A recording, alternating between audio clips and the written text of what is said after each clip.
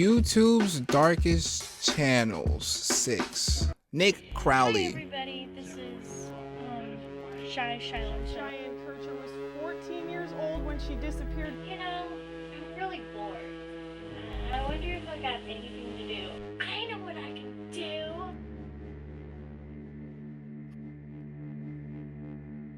October 2011. Flyers are placed around the small town of East Dubuque, Illinois, asking residents for their help in finding a missing 14-year-old girl named Cheyenne Kircher. A well-known member of the community with a notoriously troubled home life, it was perhaps unsurprising when her family woke to find the girl had vanished, leaving behind just a single note stating, "Mom and Dad, you haven't done nothing wrong, but by the time you get this letter, I will be gone. Don't worry about me, I will always love you. You won't find me because I don't want to be found. So at last I say goodbye. Love, Shy." The handwriting was hers, and most importantly, forensic analysts determined that it was not written under any sort of duress, leaving Cheyenne's case rather clean-cut. She was a runaway, and had left, at least partially, of her own volition. But why exactly did she leave, and where exactly had she gone? Questions that only grew more pressing as the days turned to weeks, and then months. And before the town knew it, Cheyenne Kircher had been missing for an entire year. And aside from one single note, left in the time period prior to her disappearance, Cheyenne had managed to leave essentially no trail behind. That is, in the physical world at least. Hi everybody, this is the new profile of Cheyenne Show. Despite being described as a fairly socially awkward kid, She made a Cheyenne YouTube had channel? found comfort in the world of social media. She frequently posted to her Facebook page and her multiple YouTube channels, which even today sit practically unheard of, with her very first channel hosting just 4 subscribers. But by discovering these accounts, investigators in turn were able to catch a glimpse into what life was like for Cheyenne in the years and months leading to her disappearance, with this trail eventually guiding them to one video in particular. A video that exposed a grim secret within the case that stood before them. Whether they knew it or not, when they first found these YouTube channels, they had simultaneously stumbled across the smoking gun and Cheyenne Kircher's disappearance, and inadvertently, one of the darkest channels across all of YouTube. Whoa. Okay. I'm locked in. Cheyenne was 14 when she disappeared in October 2011. Hi, Nick Crowley. I want to let you know that I came to a realization of something. I ran over there. I'm bleeding profusely here at the moment. Okay. I don't know what happened. Before we get too far into this, I want to thank today's sponsor, PDS Debt, for helping to make this content financially viable, and ironically, for helping to keep me out of debt. With the holiday what you season look like, now bro. over, those holiday bills have You look likely chill the already hell. hit, leaving many of us starting this new year off with even more debt than before. But here's a chance to start digging out, as my friends over at PDS Debt can I'm help you debt-free. make a plan to finally be debt-free. For those of you who are dealing with debt and actively making payments, yet your balance never seems to go down, then PDS is definitely a great option for you. They provide services that can consolidate your debts into one low monthly payment, not only streamlining things for you, but actually making your payments effective in tackling what must feel like an insurmountable amount of debt. That's And the fire. best Hi everybody, I'm back and I'm ready for action. To some, it came as little surprise that Cheyenne would want to leave the house where she had grown up. Cheyenne had lived there with her 3 siblings and her mother, Lori Lyons. And though she never met her biological father, Lori had remarried to a man named Terry Abbas, whom Cheyenne referred to as her dad. But making things a bit more confusing was the fact that Terry wasn't the only adult man that happened to be living with them, since Lori also had her boyfriend, Steve Staver, living with the family as well. This isn't inherently a major issue, but it was something that was criticized by locals who knew of their domestic situation, and likely by Cheyenne's classmates as well. But on the topic of said living arrangements, this was far from the most glaring red flag, with that coming in the form of the house itself. When investigators visited the home to interview Cheyenne's family, they were greeted with what one described as the worst smells he had ever experienced. All throughout the house were heaps of trash, dirty laundry, filth, and an Damn. unbearable stench. The living conditions were horrendous. Between this, the strange household dynamic, and that note left behind, this seemed to be as straightforward as a runaway case could get. Though it wasn't quite that simple. When police were searching around the home, they realized that Cheyenne had left behind her cell phone, which she was supposedly glued to at all times. But even stranger, she had left her jacket, as well as her shoes, which seemed bizarre considering that winter was quickly approaching and temperatures were hovering around freezing at this point. So the idea of leaving the house without either of these items made little sense at all. Hinting to law enforcement that there may be more to this story than what meets the eye, prompting them to begin poking around her history on social media.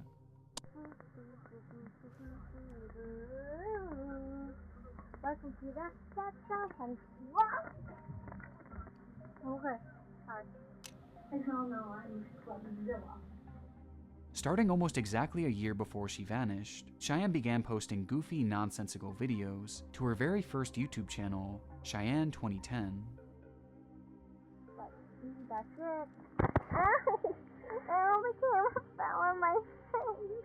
The clips here show Cheyenne's personality, as she's often seen joking around and doing various skits. And though they seem fairly incoherent all these years later, for a child at her age back in 2011, this was the standard for small personal channels. And you can tell that she clearly just enjoyed creating this content, using the channel as sort of an outlet to get thoughts and emotions out into the world, even if practically no one was watching. But dealing with her disappearance specifically, things became far more noteworthy on February 19th, 2011, when Cheyenne launched another YouTube channel called Shy Love 2011.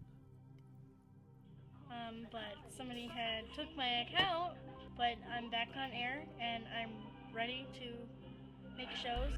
The channel was essentially a continuation of her previous account, but eventually she would introduce a new style of content, one that featured her family members as stars of the show. On numerous occasions, we see her younger siblings and her older brother joining in on the fun, with the group all seeming to have a great dynamic together, acting exactly the way you would expect of siblings their age. But by far her most frequent guest was one who rarely, if ever, appeared willingly, and instead would be caught in the background, working at his desk or coming in and out of the room where Cheyenne was filming, with that being Terry Abbas, her stepfather. My brother Riley. That's that creepy guy that lives downstairs. My stepdad, Terry. Due to the crowded living conditions of her home, Cheyenne never really had her own environment to film in, so she made do with Terry sitting in the background, even throwing some jokes his way as the two would frequently bicker about him being caught on the camera. There's been a lot of things changing over the news. Dad, look around, please. I don't want you getting caught in the camera. Johnny, why don't you be quiet? Okay, whatever. Doing my business. Okay. But this never really went past anything other than standard family hostilities. In fact, Cheyenne seemed to love the man that she called Dad, posting about him on numerous occasions across her Facebook page. And as investigators followed the trail across her channel, it seemed that the content on her YouTube page was leading them straight towards a dead end. Until they found the video. I'm like kind of confused, but so very locked in, bro. You know, I'm really bored. I wonder if I got anything to do. A livestream was posted to Cheyenne's channel that spanned just 3 minutes and 35 seconds, with a clip beginning exactly how you'd expect from Cheyenne, before her video is interrupted.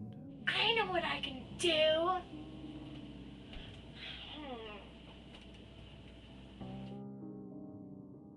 As she carried out her introduction to this live video, a man suddenly enters the room with only his lower half in frame. Immediately, Cheyenne turns to him and her loud, energetic personality does a total 180. Oh, she seems a little scared. She goes quiet, before grabbing the man's arms and whispering, "I'm on a live stream. Be careful."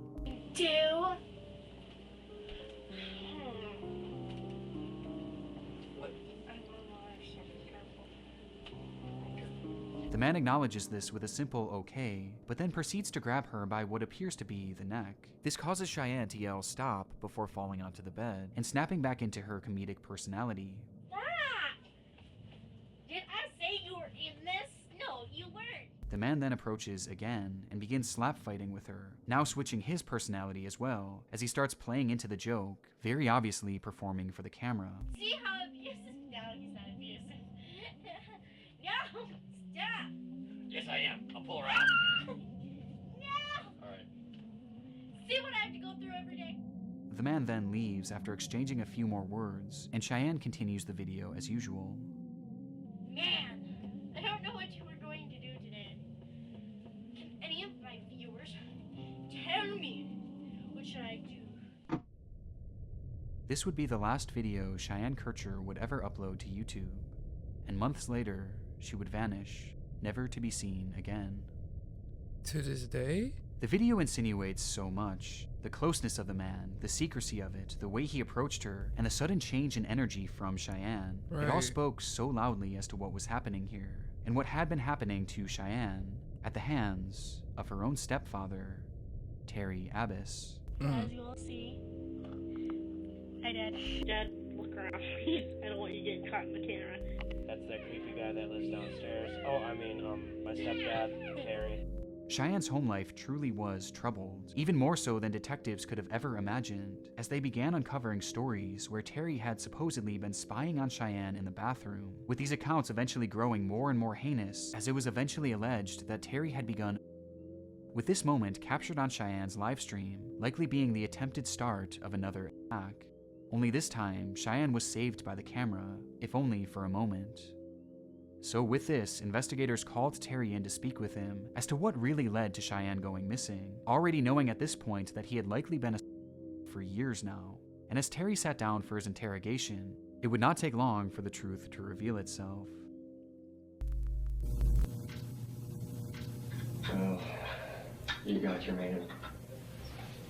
What? Hey, you got Terry Abbas. Cheyenne is not with us. She's gone. Before I knew it, I was standing over a body. What? Last thing I remember, my hand was over her neck for some reason.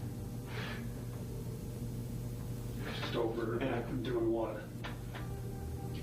Squeezing, I guess. This nigga As Cheyenne killed began her? to grow older, Terry knew that the things he had been doing to her were at a greater risk than ever of being exposed to the world, and Terry didn't trust her to keep that secret, so he had to take care of things himself. One night, he would go into the woods behind the family's home and begin digging, carving out a large hole multiple feet below the surface, the perfect size for a body. The next morning, he would then lure Cheyenne outside of the house under the guise of playing a game, and once they were sufficiently away from the home and covered by thick brush, he wrapped his hands around her neck and began to squeeze, ending her life right then and there before proceeding to bury her body in that pre-dug grave. But if this was the case, then how do you explain the note? Well, to show just how premeditated this all was, about a month before she had vanished, Cheyenne was told by Terry that they were going to pull a prank on her mother, one where she would pretend to run away, leaving behind only a note. But rather than going through with the prank, Terry decided to instead keep that note for a later date, thus giving him the perfect decoy to take any suspicion off him once he carried through with a murder. Terry Abbas was eventually sentenced to life in prison, where he will rot away for the rest of his days. The context of it all makes the videos across her channel that much more unsettling, with the worst being that final upload. But what's perhaps most disturbing is that this was just one brief moment in what was likely a constant stream of abuse. And it's absolutely heartbreaking to think of all that Cheyenne had to endure when the cameras weren't rolling. Oh God. Okay? Bye.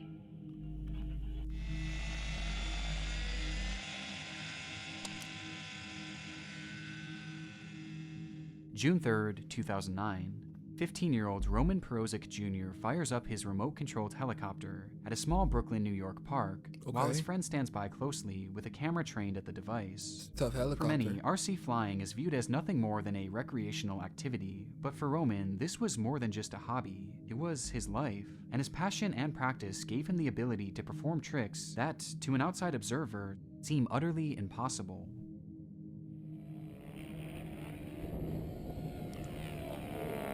What? Hey, that's hard as hell. How is he doing that?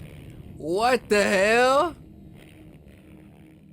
When Roman's helicopter was in the air, it was as if gravity itself failed to exist. Right! Performing stunts that seemed to defy physics, turning the craft sideways, zigzagging it backwards, even upside down in a completely unnatural manner, before stopping it on a dime with expert precision.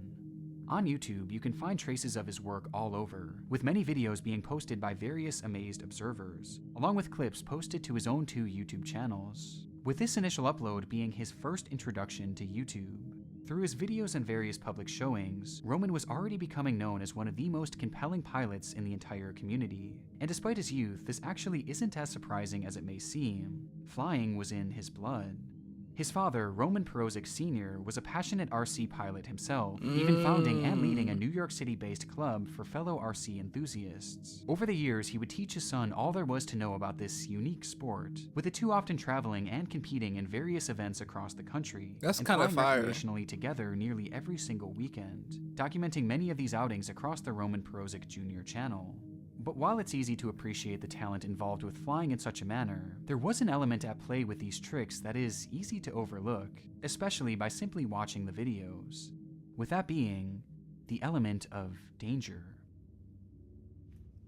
Unlike most RC helicopters that you would expect to see in stores that are mainly geared towards children, Those are the real device blades. that Roman was flying is much, much bigger, with the craft measuring in at nearly 3 feet long, featuring blades of a similar size that were made entirely out of carbon fiber. Ooh. These devices were large and, most importantly, powerful, as it's estimated that this specific craft Roman was using could reach speeds of up to 60 miles per hour, while the blades themselves spun at speeds of over 250 miles per hour, rotating 4,000 times in just a single minute. It's damn near a This real craft helicopter. was not a toy, with pilots online likening it to a flying lawnmower. And with that context, it does make these videos a bit more nerve-wracking, as Roman can be seen flying dangerously close to himself and others on numerous occasions.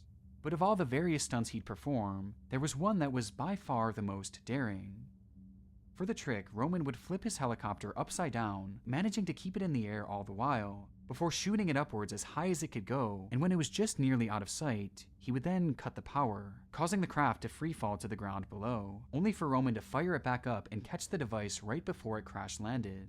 Throughout his channel, I could only find a few examples of him performing that trick, likely due to its high level of danger not only for this expensive machine, but also for himself and the others around him. Feint. Though on the 6th of September 2003, Roman decided that it was time to give it another try. That day, Roman had been visiting the Calvert Vaux Park, his favorite flying spot in the entire city, where he would fire up his helicopter and begin his usual run of tricks. Beside him was his father and 4 close friends who looked on as Roman executed yet another flawless run, and riding that momentum, he was ready to tackle his toughest stunt. Only there was a slight problem. According to one of the young men watching on, something strange began happening with the device. There was something wrong with the helicopter. I've seen many of Roman's videos. I was looking at the helicopter as it took off and I noticed strange oscillations. There was an imbalance somewhere there. Something was off slightly. It was minute. Whatever was happening with Roman's craft seemed minor, so much so that Roman himself didn't even notice it, or he didn't think that it would cause any issues, as he decided to perform the final trick anyway. And so he flipped the helicopter upside down, raised it up to the bright sky above him, and took his thumb off the controller. The helicopter then fell limp in the sky as it began its rapid plunge below, with Roman, his friends, and his father all watching on as it grew closer and closer to them. Before, he slammed his finger back on the control stick and fired up the rotors to catch the craft. Only he did so just a second too late. Well, Christine, we are at Calvert Vaux Park, where this horrifying accident happened around 3:30 this afternoon. And it's where Roman Perozic and his friends came on a regular basis. But today, Perozic's flight, it took a horrible turn. Roman Perozic was out in this field on a picture-perfect Thursday, flying his model chopper when it came crashing down, the blades slashing his throat and killing him. The guy was flying the helicopter and went out of control and it decapitated him. Officials say Perozic was out here with 4 friends. They all witnessed the horrifying crash. It's not fully understood what exactly happened, if it truly was some sort of mechanical issue, the wind speed, or if it was simply mistimed by Roman. But despite the helicopter turning on and its blades nearly instantly reaching their full speed, the craft was not able to stop in time to avoid a crash landing. And although the weather was clear and sunny that day, a strong breeze had pushed the craft towards Roman as it fell, meaning that instead of crashing on the grass in front of him, the RC helicopter instead would crash directly into him. Oh, shit. The blade first struck Roman's face, impacting with such a strong force that it nearly cut his head clean in half, before the blade would then strike his neck, partially decapitating him. All the while, his friends and father watched on in horror. Within a split second, Roman Perozic Jr.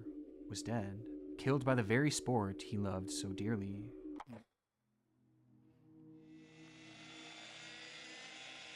That's crazy.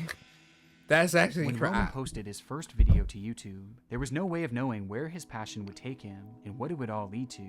And at this time, it's evident just how dark this channel has become due to the backstory surrounding it. But there's also another perspective here to consider, as through the darkness, there's actually something quite beautiful about his channel, as thanks to it, his incredible work has been forever immortalized. And despite Roman's death, his passion for piloting RC helicopters and his extraordinary skill will live on and continue to leave people amazed for years to come. But that's like, yeah, that shit is actually talent. He's talented as hell, bro. Cause that shit looks crazy. It looks like a dragonfly. It started with a simple or video. it's moving like one. How's it going, guys? What happening, Jit? Today, I'm gonna be talking about fitness as a whole and the challenges it brings. Are you even Posted fit? by Austin Harriff, an 18-year-old college student living in Juniper, Florida, Fitness Challenges and Overcome was the inaugural upload to his YouTube channel called A Frost.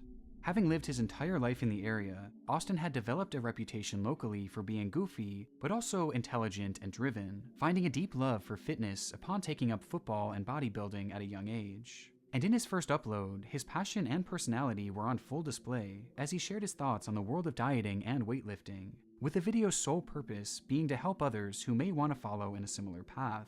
It's pretty tough, man. It's not easy, but nothing in life worth having is easy. Remember that, guys. You remember that? You remember that? I remember. You gotta promise me that you'll remember that. It seemed apparent that Austin aspired to develop a career online as a fitness coach, and despite this being his first crack at launching a YouTube channel, he does come across as being articulate and likable. And aside from some general awkwardness due to the lack of polished editing, Austin appears entirely normal, a stark contrast to what was soon to come. Despite launching his channel on a concise high note, the next 27 uploads would take on a much different tone, as rather than keying in on health and wellness, Austin immediately shifted his focus onto writing and performing rap music under his new alias Austy Frosty. Frostbite beats.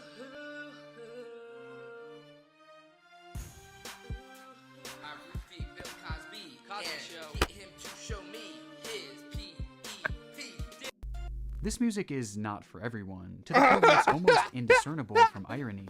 However, the persistence of his uploading hints that this went far past your standard joking, as there were moments in these songs where it genuinely felt like it was coming from a different person entirely. There's a hobo on the street corner, and he says, real talk, homeboy. Oi, oi, oi, oi, oi, oi, oi, oi. Someone who seemed somewhat disconnected from reality, as hinted at further, when he eventually returned to the camera's forefront. Bro, I'm like What's kind of up, speechless. Guys? Today, I'm going to talk about the ketogenic diet. After his run of consecutive music uploads, Austin began appearing on camera yet again, where his once articulate and well put together self began moving and speaking more sporadically. And other low-starch vegetables like spinach. With my baby, with my baby, yeah. Get hoes, get money, get big, get suits, fly planes, run train. I'm a man. Even his editing began to change, with unusual clips being interjected for no discernible reason. Ketosis helps your body get into this caloric deficit. Cutting carbohydrates may sound difficult. Even He just sneezed on us! I ain't gonna lie, that's the type of shit that'll get your ass beat. Bro, and it was so nasty. Oh my god. I feel like he sneezed on me for real. I dead ass was upset. No! Even given the small sample size, it was clear that Austin's behavior was changing. And although traces of this changing persona were starting to be seen on his YouTube channel, this behavioral shift was far more evident for those who knew him personally. Starting around the time that the A. Frost channel had launched, Austin's once fun-loving personality became cold and hostile to those around him, which was mainly due to the fact that Austin began to experience what he would later call visions. He would turn off his lights to go to sleep at night, only to be met with the sight of demons and monsters who would approach him from the shadows. And soon these creatures began appearing everywhere he went, especially in the darkness, prompting Austin to stop sleeping, as he grew paranoid of what these things might do to him. As a result, his mental state fluctuated even more, and he soon thought that perhaps he was a divine being himself, a god of sorts, maybe even Jesus Christ. His descent was jarring and extremely concerning, and at the rate he was going, it seemed certain that something was bound to snap. Until a breakthrough. I came to a realization of something. I no longer want to follow Arnold or any other bodybuilder. I want to follow myself, you know? I want to actually believe in myself. In his video entitled What I'm About in Bodybuilding, we see a side of Austin that hadn't come through since really his very first upload, as he sits down in front of the camera and just lets loose, speaking candidly about his fitness journey and the path that he was on. I just know that they're not me, you know? I know what's right for me. I don't need drugs. I know that they can change me.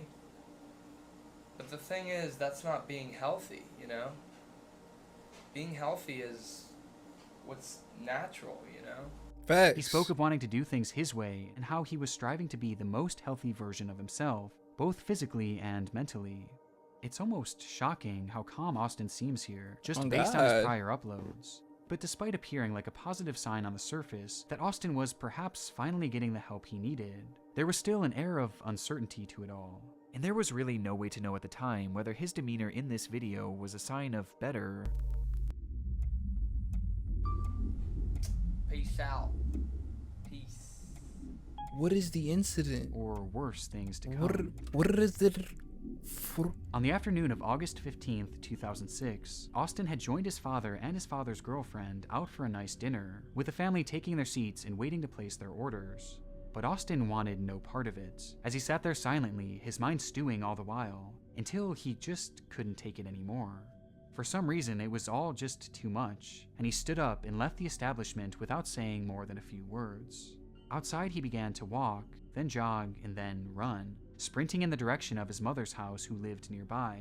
He barged into the then empty home and felt the overwhelming urge to chug the nearest liquid he saw, but it wasn't alcohol or anything close. No, it was vegetable oil, as he guzzled down nearly a full bottle of it, before leaving the home and heading back towards the restaurant, this time confronting his father, yelling and even attempting to hit him for no apparent reason whatsoever. Once more, he just couldn't take it, and he fled the restaurant again, as his mind felt as if it was crumbling with each passing second, until he got outside and was met by the sight of something utterly horrific. It looked like some sort of creature, standing there just staring at him. He screamed at the top of his lungs and began sprinting away into the dark night. He ran as fast as he could, desperately calling for help, desperately looking for help, until he saw a bright light in the distance. Salvation, he thought, as he sprinted towards it and then directly into the light.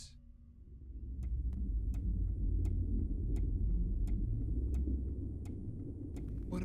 911, you need fire, police, or medical. Please, and medical. Don't open that. Don't open that. Fire rescue, what's your address? Young man, a woman, across the street. Okay, are they outside or in a house? It's in a garage.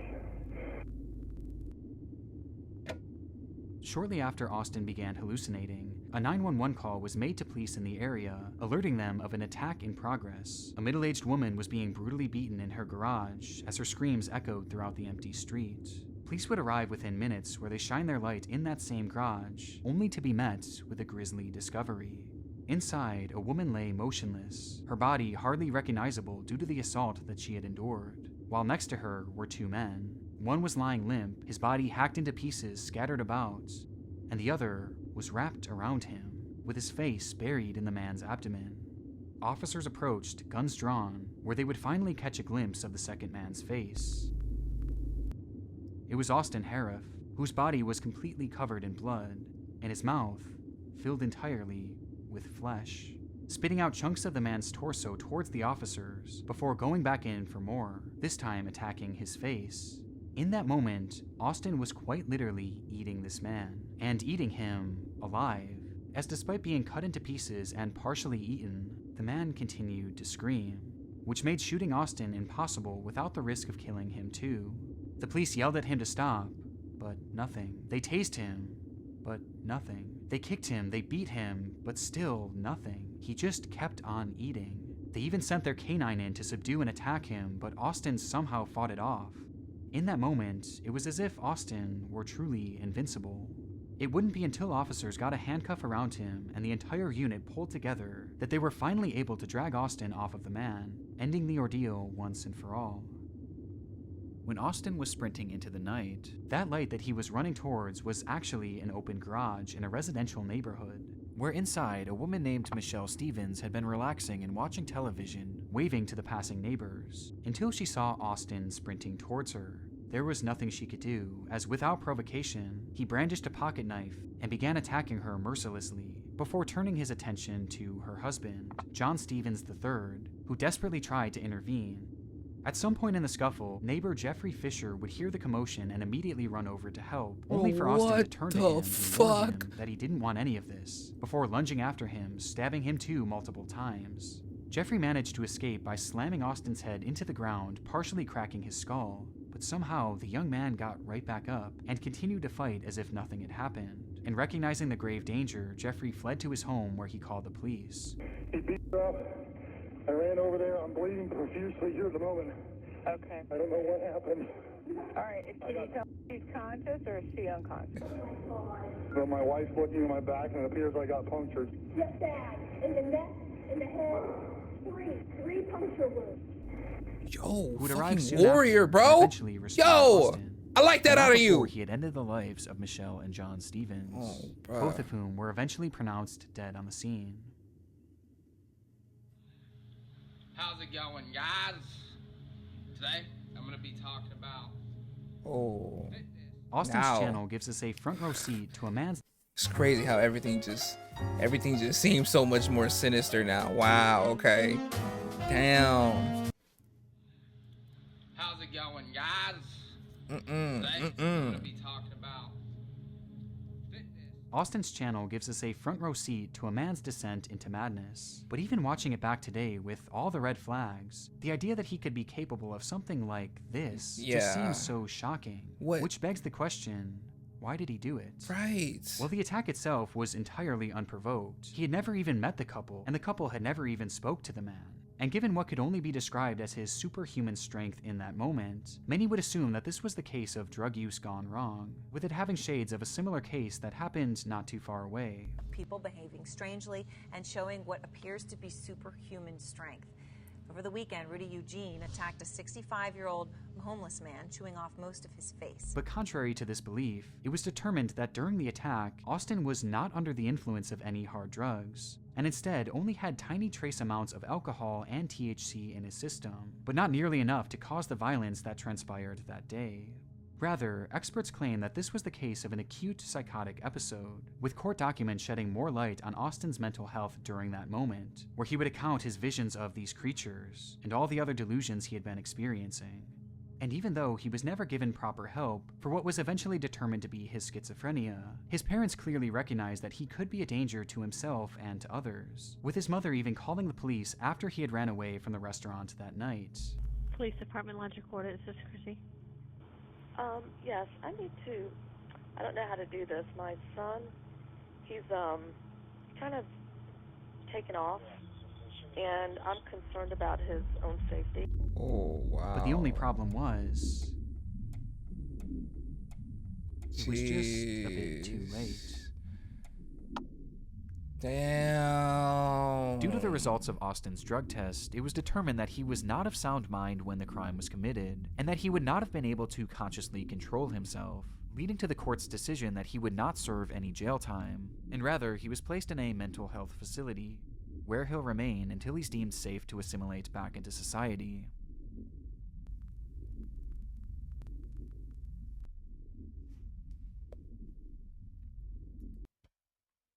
Oh, hi.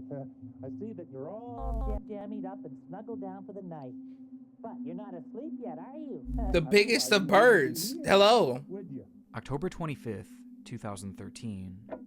A channel is created to document a man's passion for art and tattooing, with his upload showing obvious skill and love for his work, which he consistently uploaded proudly for nearly 2 years, despite the channel operating with essentially no eyes on it, other than his own, destined to be lost forever in a sea of endless content.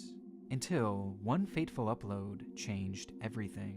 An upload that shifted the account from an innocuous look at the work of an artist to a grim peek into a withering man's mind, giving way to one of the most horrific and gut-wrenching rabbit holes ever discovered across the world of YouTube, with it all centering around one man and his excruciating descent into madness. Yo. Sorry to interrupt, but I first have to say a quick thank you What's to up, today's Nick? sponsor, Aura, who's Hey, been bro. a huge friend of the channel and I don't know, something about your face. It's just Throughout the real years, Something relaxing. my friends have loved doing is showing me all the disturbing personal details that they can find simply by Googling my name. And I would always laugh in the moment. That's funny. But when I would get home, I would not I want to sleep tell for the tribe days something. because it genuinely terrifies So me. I'm a little damn it, no, tribe, I can't forget. Yo, yeah, I remember. These be having my mouth like kind of wide open, bro. I might have lost words. That last one was insane. But I really attacked those two innocent people, bro. And it's something chilling about witnessing the descent of someone's madness. I'm not gonna lie to you, bro. That like it's just so very chilling, yet so very intriguing, because you try to spot the signs. Aura.com/Nick Crowley 14-day free trial. Since I muted you, Nick, I'm gonna make sure that you hear me. You get your message across. All right, who is this? Despite this case eventually devolving into one of the more grim rabbit holes anywhere across the internet, its origin is actually far from it. Been hard work, buddy? Or hard sleep? Hard sleep? In October of 2008, Ricard Siajan would post his first video to the platform, showing the world his brand new baby, Palu, or as he called him, his son and only. The channel served essentially as a time capsule for Palu's life, as over the next 2.5 years, Ricard would continue posting consistent videos of his son growing up before his eyes. Hi, Palu. Come here. Palu. Going from an infant to a little boy who could walk, talk, and even paint. Look. What? I'm looking. Look. I'm looking. Which made Ricard especially proud. Throughout his life, art was Ricard's calling, and it wasn't just one type either, as he explored seemingly every single medium there was. He went from an experimental musician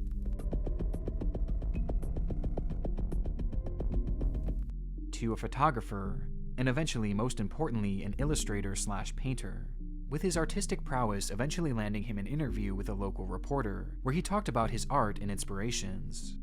What message do you want to send to the people about your art?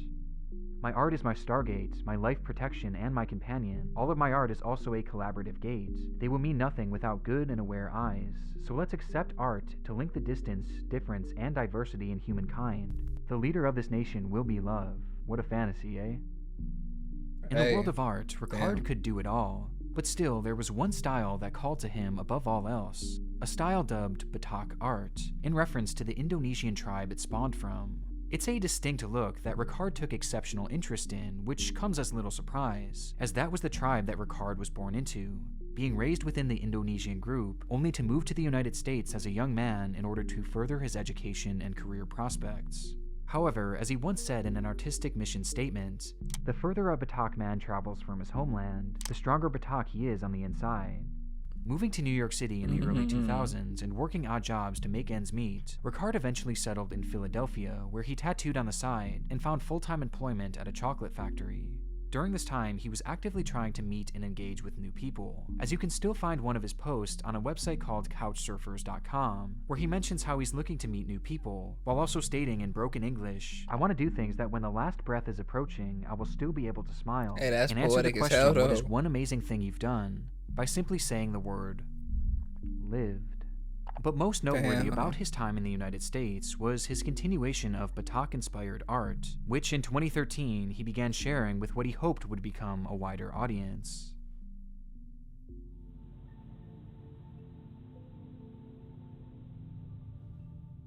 Starting his second and most prominent page back on December 31st, 2013, Ricard would dedicate his self-titled channel to this art form that he loved so dearly, posting various videos of himself producing tattoos with that traditional Batak inspiration. These videos were all meant to be part of a larger scale project that he was working on called DJADJAK, which can be seen referenced in practically all of his early video titles. And despite being in video form, this project heavily focused on a series of books that Ricard was writing, as well as illustrating, which dove into the Batak way of art, and how he was the first to translate it into the world of tattooing, considering himself the first to practice what he called Batak body art. I created the DJADJAK project with the intention that it be continued and expanded by other artists to bring Batak art into the global consciousness and into a new lifestyle through tattoo. This project is dedicated to my son, Palu. That's This channel was hard. always meant to be something special. Not only was this uncharted territory for Batak art, but also for the world of art in general. And at the core of it all, Ricard desired to capture the attention of the online world with something they had never seen before. And in the end, he certainly got his wish. Just not in the way he would have ever imagined. Damn. As the years began to pass, happened? Ricard's channel grew less and less active, and by 2015, only a few off-topic yet entirely normal videos would make their way to the channel, like one showing what looks to be a local parade. Hey. And another being a camera tutorial in Indonesian. Oke, ini dia adapternya untuk auto. Oke. Put it at a Canon or a Luminex. But from this moment on, normalcy would be a thing of the past for both Ricard Sagen and his channel. Why you said that? Hi, I'm making this video hoping that there's some people out there are able to help me either by sharing this and information and treatment and stuff for my condition. I have not sleep. I have total insomnia. Is that a thing? In the video dubbed Che Final Insomnia, we see Ricard speak directly to the camera and to the audience for the very first time, as he calls out for help with a more than concerning issue he had been dealing with that being total insomnia. This is not regular insomnia. So it's been 4 months and my body is deteriorating right now because my immune system is falling from not able to sleep. In the video, he claims that he has not been able to sleep for the past 4 months, turning his life into a never-ending I thought he said waking 4 nightmare, a month. with a lack of sleep slowly causing his body to fail. According to Ricard, he had been working a new job in Philadelphia when he developed a standard UTI. Though given that he had no insurance and didn't want to miss time at work already, he reached out to his boss for advice, who just so happened to have a solution. His boss had also been suffering from a UTI fairly recently, and had been given prescription antibiotics that they never ended up using, and so they offered them to Ricard as a kind gesture to spare him from the medical bills. However, upon taking the pills, Ricard immediately experienced intense heart palpitations, along with severe body aches and cramping of his hands. Heart palpitation and bottom of my hand was crooked like that. The symptoms were concerning, but given the position he was in, Ricard felt as if he had no choice but to keep taking them, until that medication ran out, and his treatment came to an end. What was that medication? Though his symptoms did not. From that moment on, Ricard strangely lost his ability to sleep throughout the night, and was left only able to get around 2 hours of sleep at most per day, with Ricard describing the sleep as painful, as his body would jolt every time he began to drift off, causing extreme discomfort and pain. And after 4 months of this, he had grown impossibly exhausted and utterly desperate, with the lack of sleep being apparent just by looking at the man. But the story gets even deeper from here, as he explains how the insomnia started when he traveled back to his home in Indonesia in order to say goodbye to his dying mother, only for his body to start decaying while overseas, to the point that he had become bedridden and was now essentially trapped in Indonesia, an entire world away from his son. I need life. I have my sons in Philadelphia now. I left him. I have no choice. Because I don't want to leave him. I need life. I need to survive. I don't want him to lose me. I don't want to lose him. Oh. By the time of this upload, he was so desperate for sleep that he offered to be a guinea pig for any doctor out there to try anything on him, anything that might give him hope to sleep once again, before ending things off on a line that encapsulates just how dire things were becoming in his mind. Let me give you one sample of how desperate I am for sleeping right now. I will give away, this is just comparison, I will give away my two legs from my thigh, cut it, take it as an exchange for sleeping even though 3 hours a day. Jeez. This bombshell came out of nowhere. 1 minute, Ricard was enjoying his life, and the next, this impossible medical event is threatening his very existence. Yeah. And as shocking as it may seem, what Ricard is experiencing isn't totally unheard of. Really? I feel like this is the first time I've heard of this. Silvano and the others were unable to drop into a deep REM sleep, and sleep medications only accelerated their restless descent toward death. Despite coming in a few different classifications, fatal insomnia is a very real disease that affects the brain, causing an inability to sleep that only gets worse over time.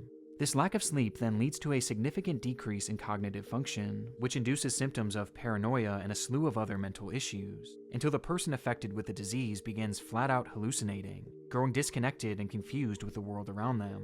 And all the while, the body is slowly decaying, as it grows too weak to move, before the disease ends the way it always does. Do y'all bodies do that thing where, like, if you fall asleep, you kind of like joke? Because my body does that a lot. The world around them, and all the while the body is slowly decaying as it grows too weak to move, before the disease ends the way it always does, in certain death. Damn. It's worth noting that this is incredibly rare, almost unheard of, but what makes Ricard's case even more bizarre is that in practically all fatal insomnia cases, the disease is genetic and lives dormant within the patients for their entire lives. But in Ricard's case, he had no family history of it, and the symptoms instead developed after he had supposedly taken antibiotics from his boss, with it later being revealed that said drug was one called ciprofloxacin. This is noteworthy given that ciprofloxacin, or Cipro, has long since been linked to a variety of bizarre and sometimes life-altering side effects, with the onset of these symptoms being known as getting floxed. Avelox, Cipro, and Levaquin may cause peripheral neuropathy, severe nerve damage, or serious eye injuries, and those injured may be entitled to compensation. Severe nerve damage forced Laura to live with chronic pain and robbed her of the ability to work or travel. Within a week of starting the medication, I was completely crippled. I had to physically crawl. The drug itself has never been linked to fatal insomnia, but it has been known to cause a variety of other neurological issues, and Ricard was convinced that a bad reaction to it is exactly what caused his ailment. If what Ricard is saying is to be believed, then his fatal insomnia is unlike anything known to the world of science. But based on similar conditions, it is fully apparent that if things continued in this direction, well, Ricard wouldn't last long. This was something that he was well aware of too, as soon after another video was posted by Ricard in which he described his condition more in depth, while acknowledging that his days are most likely numbered. I'm gonna tear down and dying anyway, and until I lost all my power from not sleeping and from losing my immune system. On top of this, the isolation was clearly starting to take a toll on him, as not only was he separated from his child, but he can't even leave his house due to the fact that he can't walk for even more than a minute. I'm bedridden. I can only walk for like 1 minute and done. And throughout all of the research he did into his own illness, he couldn't find a single other person out there that had been dealing with what he had been dealing with, meaning that he had no one to relate to, no semblance of guidance, nothing. Damn. It was isolation in its truest, most horrific form, as he was essentially sentenced to lay in a bed for the remainder of his life, a bed in which he couldn't even sleep, as he was forced to lay there awake as his body slowly consumes itself. It's utterly depressing, That is and over so time we depressing. begin to understand more of what Ricard is going through, as he starts videotaping examples of his sleep rejection in real time.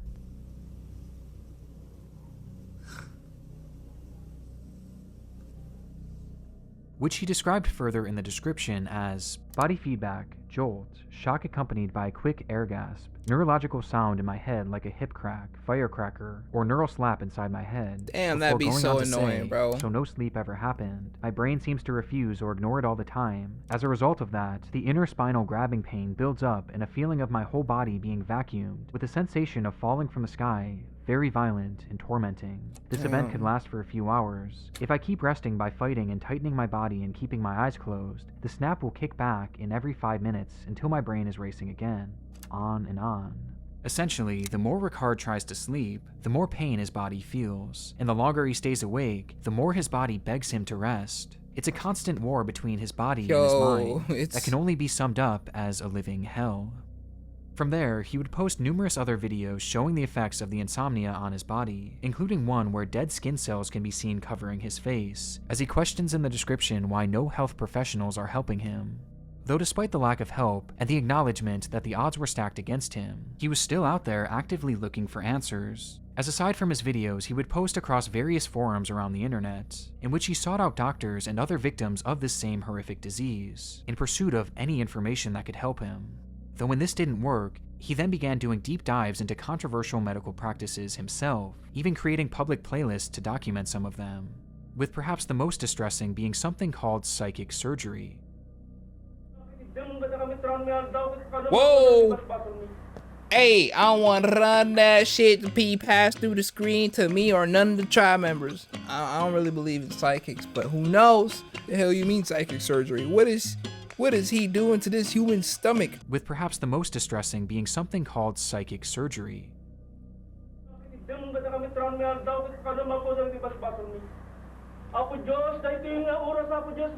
With videos in that playlist showing people being healed from their chronic ailments with this bizarre technique that unfortunately was entirely a scam, though it still likely provided him some false hope in that moment that perhaps it could work on him. Eventually, his efforts would see him post a fundraiser to gain money in the prospect of finding one of these experimental surgeries that could potentially at least give him a chance at life. Though from the looks of things, it seems likely that very few, if any, ever donated, as at this point, he was essentially talking to no one. And before long, the little morale he had left began to dwindle. My last dream is my son. I feel so embarrassed I cannot raise him. So trying this last hope will be not happen without you guys. And it wasn't just his morale that was slipping, but his mind as well, as suddenly he began to use his channel to post various strange conspiracy theories, talking about aliens, global mind control, the Illuminati, and God. Dan gorila belum ada itu eksperimen. Nah, jadi mereka udah datang ke bumi ini, sering datang ke bumi, makanya ada Star Wars ya. Star Wars itu bukan bohong itu. As with each passing video, he began making less and less sense, which was also echoed on his Facebook account, where the man's once entirely normal page was inundated with bizarre posts about some of the wildest conspiracies you will ever see. And this wasn't the only major clue that Ricard was starting to lose cognitive function, with the other coming in the form of his recording habits. During a vast amount of his uploads, Ricard would ramble on about how he had been talking for hours, only for him to realize that only a few minutes ended up recording, forcing him to do the entire video all over again. Aku harus bikin video singkat-singkat soalnya susah. Udah pernah aku rekam sampai 2 jam, tapi yang terekam hanya beberapa menit, jadi hinting at the fact that Ricard was growing less and less aware of his actions, either forgetting to record or not realizing that the recording had stopped. The deterioration is heartbreaking, but Ricard wasn't entirely lost, as he would eventually hop back in front of the camera to celebrate a rather unfortunate anniversary. So, it's been a year bedridden, attacked by fluoroquinolones in 2015. Damn. After an entire year of being bedridden, Ricard was still fighting, though his optimism was nearly gone, as he mentions that he's past the point of salvation. His neurons have already been fried, and no matter what happens from here, he knows that he's never going to be able to fully recover, and he wished at this point that it would all just be over already. I'm giving up already. I'm already giving up now. It's just I cannot do it. I cannot myself. I'm not good with myself. If I do, I'm already done. Citing his only reason for continuing on as, why do keep trying this?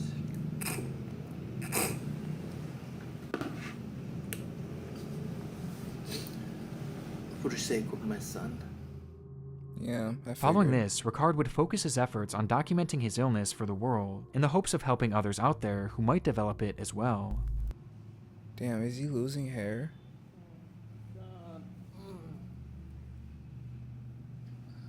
While in another video, he shows off his collection of benzos that he had been abusing for nearly 2 years now, as they were the only things that could even remotely get him to fall asleep, even just for 2 excruciating hours, stating that without them, he would already be dead. Before giving one final call for help in a 2-part video called Message to Neurologists. Thank you, doctor, for listening. Whatever you do, either fail or not, I give it to you. Nothing to fear. Thank you, doctor. Bye. From this upload onward, Ricard would slip back into his nonsensical videos, posting again about God and how the government designed HIV in order to make us all satanic slaves. God, in this case, is just a person, which is, I found out that actually his name is Enki. He came here to this planet before we are exist. Enki? Who told you that? Until December 4th, 2016, when he posted a video in a dark room speaking entirely in Indonesian. Orang pengacara yang sangat terkenal dan mahal dan lain-lainnya. Jadi katakanlah ada seorang warga negara apalah ya, katakanlah warga negara Inggris yang menyeludupkan narkoba ke Indonesia.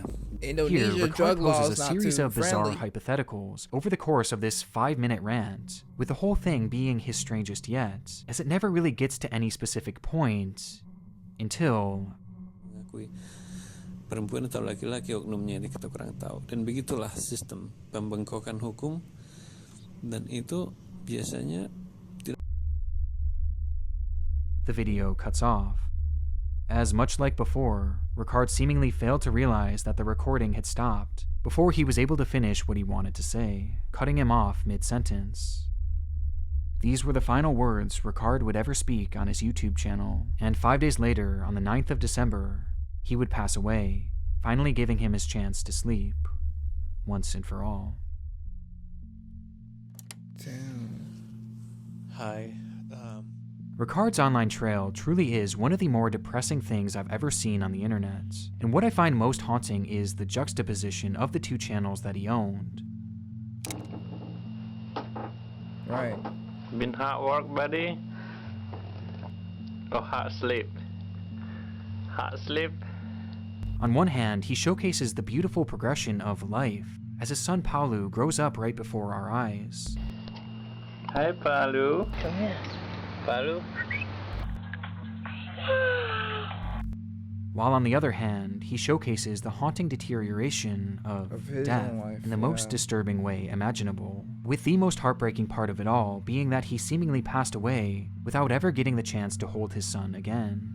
But that doesn't mean that he didn't get the chance to say goodbye, as through his cognitive decline, he had a moment of clarity, during which he would leave behind a Facebook post for his son to read when he grew older, writing, "I love you, my son. I cannot promise anything right now. That includes my recovery. Just letting you know that you are the most beautiful soul I've ever encountered in my entire life. I was glad to introduce you to this world. One day we will see each other and play again in the place where there is no lies, sadness, pain, and sorrow. Please enjoy your life to the best and don't hurt yourself or others."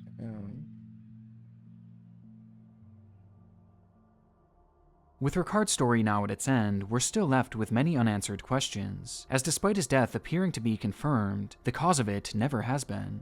And throughout the story, there are several discrepancies that have raised a few questions. If what Ricard is saying is to be believed 100% at face value, then he went without true sleep for almost a year and a half, which based on our current understanding of sleep doesn't That seem shouldn't possible. be possible, yeah. At least not to the extent Ricard was claiming. In fact, another patient with an extremely similar condition had his own spiral documented back in the 90s, with his cognitive decline being much, much more drastic.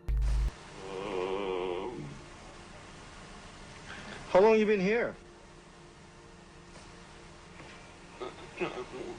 Hmm? Yeah. How much? 2 weeks. This footage is on par with virtually every other case of fatal insomnia, regardless of its classification, as the last weeks and months of a person's life are spent in a comatose state.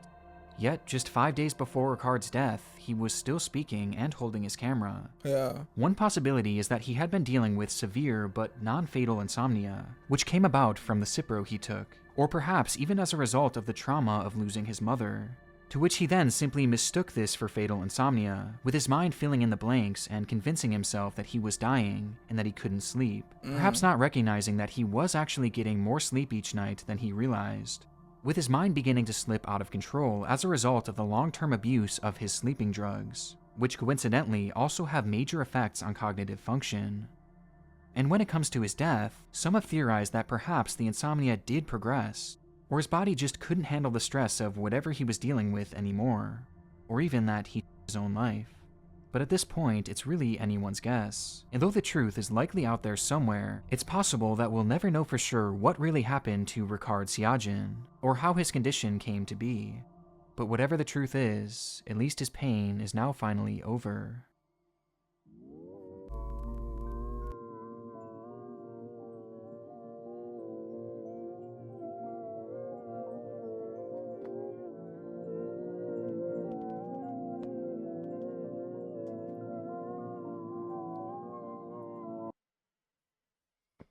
Hey, I ain't gonna lie, bro. This Nick Crowley dude, great storyteller. This is incredible. Like, rest in peace, Ricard, bro. All he wanted to do was just be with his son. Kind of an unexplained ending, low-key, cause how did he die? The narration on this was really, really good, bro. There's this channel we have to check out, and then I think there's another channel called Wendigoon that we have to check out. Enough for me, child. I got more videos to record, so enough for me. No, seriously, enough for me. It's been your boy Charlie, and in case I don't see you, just in case, good afternoon, good evening. Yeah, it's the end. Leave a like and share it to your friends and your kin. When I post a video, I'm gonna need y'all to attend. Thank you for the view, but I ain't done with you. 2023, I'm about to be Jordan with the flu. Yeah, join the tribe. Yeah, join the tribe. I'm gonna need y'all to subscribe.